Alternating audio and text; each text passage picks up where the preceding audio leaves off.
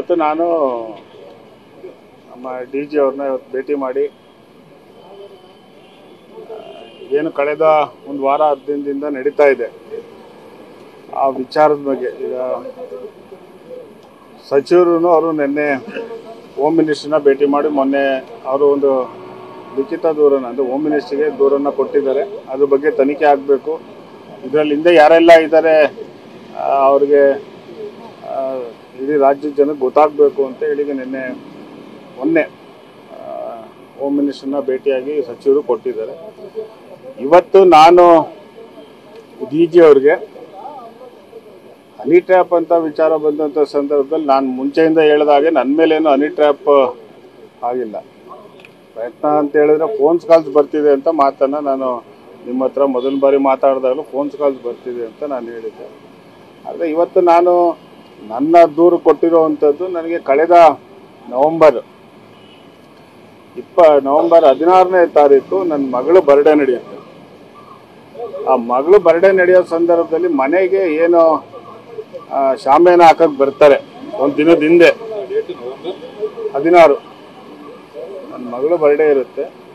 ಒಂದು ದಿನದ ಹಿಂದೆ ಶಾಮಿಯಾನ ಹಾಕಕ್ಕೆ ಯಾರು ಬರ್ತಾರೆ, ಆ ಶಾಮಿಯಾನ ಹಾಕಕ್ಕೆ ಬಂದಂಥವ್ರು ನನಗೆ ಅಸಲ್ಟ್ ಮಾಡಬೇಕು.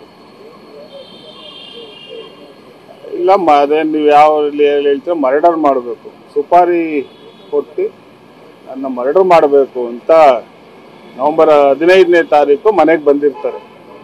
ಬಂದು ಪ್ರಯತ್ನನೂ ಮಾಡಿರ್ತಾರೆ, ಪ್ರಯತ್ನ ಅವ್ರಿಗೆ ಸಕ್ಸಸ್ ಆಗೋದಿಲ್ಲ.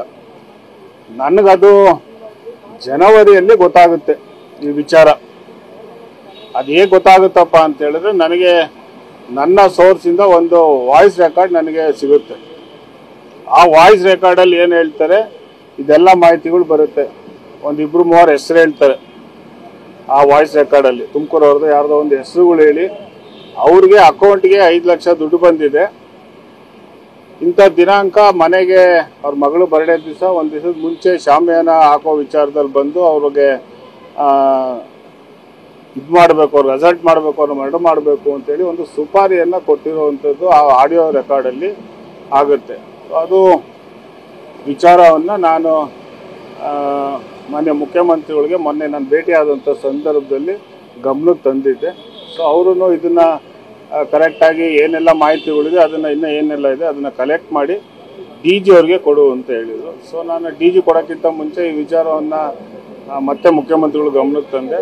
ಅದಾದಮೇಲೆ ಹೋಮ್ ಮಿನಿಸ್ಟ್ರಿಗೆ ಅವ್ರಿಗೂ ಗಮನಕ್ಕೆ ತಂದು ನಾನಿವತ್ತು ಅದೇನೆಲ್ಲ ಆಗಿದೆ ಆ ವಿಚಾರದ ಒಂದು ಆಡಿಯೋ ರೆಕಾರ್ಡ್ ಏನು ನನ್ನ ಹತ್ರ ಇತ್ತು ಆ ಆಡಿಯೋ ರೆಕಾರ್ಡ್ನ ಇವತ್ತು ನಾನು ಡಿ ಜಿ ಅವ್ರಿಗೆ ಕೊಟ್ಟಿದ್ದೀನಿ. ಅವರು ಇದು ಲೋಕಲ್ ನಿಮ್ಮ ಜಿಲ್ಲೆಯಲ್ಲಿ ಆಗಿರೋದ್ರಿಂದ ನಿನ್ನ ವ್ಯಾಪ್ತಿ ಮನೆ ಏನು ವ್ಯಾಪ್ತಿ ಬರುತ್ತೆ ಆ ವ್ಯಾಪ್ತಿಯಲ್ಲಿ ಆಗಿರೋದ್ರಿಂದ ಇದನ್ನು ಅಲ್ಲಿ ಎಸ್ ಪಿಗೆ ಕಂಪ್ಲೇಂಟ್ ಲಾಡ್ಜ್ ಮಾಡು ಅಂತ ಹೇಳಿದ್ದಾರೆ. ಸೊ ಅದಕ್ಕೆ ಎಸ್ ಪಿಗೆ ಏನು ಲಾಡ್ಜ್ ಮಾಡಬೇಕು ಅದನ್ನು ನಾನು ನಾಳೆ ಮತ್ತು ತುಮಕೂರಿನಲ್ಲಿ ಎಸ್ ಪಿ ಅವ್ರಿಗೆ ಭೇಟಿಯನ್ನು ಮಾಡಿ